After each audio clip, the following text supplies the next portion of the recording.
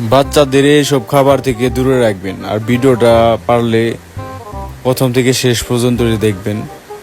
তো আমি এটা ট্রাই করছি যে একটা ওড়নার মধ্যে রেখে পানি ঝরিয়ে দেখছি, এটা একটা প্লাস্টিকের মতো আবরণ বের হয়। এগুলা বাচ্চাদের পেটে গেলে যে কি খুব পরিমাণ ক্ষতি হতে পারে এটা আমার ধারণার বাইরে। ধন্যবাদ।